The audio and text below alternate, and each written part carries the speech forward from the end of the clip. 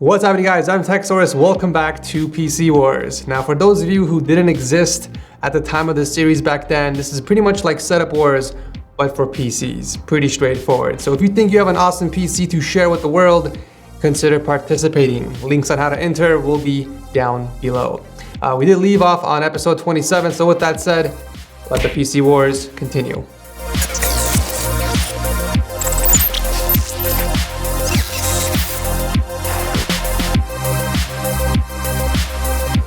Looking for an easier way to start gaming now? Well, now you can with the Corsair Vengeance 6100 series gaming PC.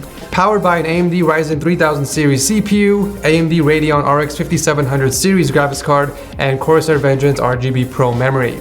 Every Vengeance gaming PC comes with a 2-year system warranty on parts and labor with Corsair's lifetime 24/7 customer service. For more info, check the link below.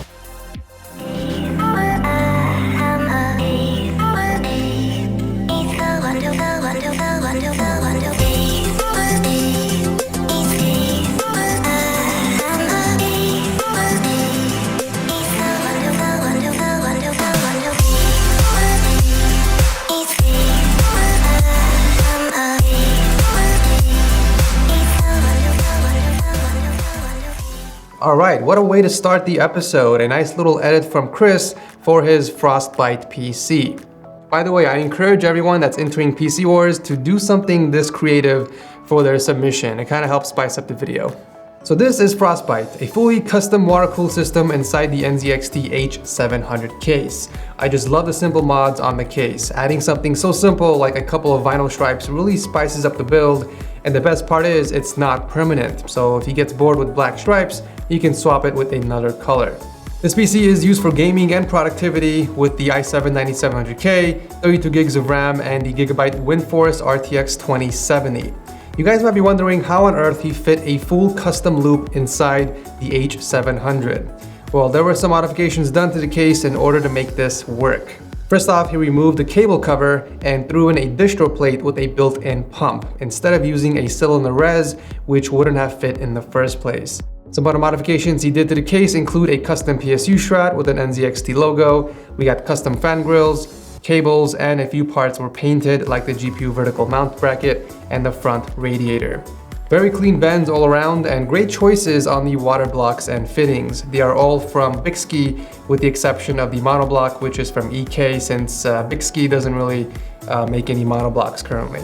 I wish the H700 would have extra clearance in the back so that you can mount the distro plate with the pump facing in the back, but at least it's in white, so it kind of blends in with the build. Not a big deal. I also would have loved to see some custom cables used for the dual pin connectors up top. I'm actually curious why you stuck with stock cables, seeing as you have custom cables for both the 24-pin and the GPU cables.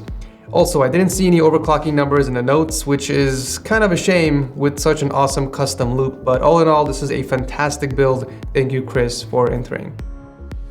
Coming straight from his basement is another Chris, and his PC named Honey Miner, which is a cryptocurrency miner that he also uses to test his cards. According to him, he's able to pull off 55 terahash out of each GPU, which I did some calculations online, and it appears he can make around $120 per month on each GPU. And since he has 2 in there, that's around 250 bucks just by leaving his system on. And by the way, this is with 1500 watt power consumption. So if this number is a lot lower, let's say around 850 watts, then his earnings can increase to $180 per card, which is 360 bucks per month. If these numbers are anywhere near real world numbers, then I think I should build a couple mining rigs for myself. Imagine having 5 of these systems and doing absolutely nothing and collecting like 1800 bucks a month. The system itself isn't that attractive, but it's packing the i7-8086K with 32 gigs of RAM and 2 ASUS Strix 1080 Ti's in SLI. It looks like he only water-cooled the CPU so that it's easier for him to swap the GPUs out for testing, which makes sense, and I'm assuming he's stuck with soft tubing for easier maintenance.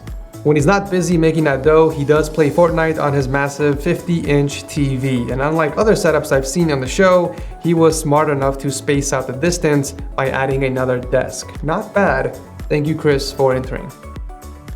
Coming from Munich, Germany, we have Dennis and his work of art. I don't even think I'm looking at a PC. This here is a masterpiece, to say the least. It's a non-RGB custom water-cooled system built for showrooms. It's rocking the 6700K with 32 gigs of RAM and the NVIDIA GTX 1080 Ti Founders Edition. The case that he used is the Fractal Design Define S, and there were some mods done to it, like the top and front panel, using this black and yellow honeycomb design, which was CNC machined. It actually looks pretty cool.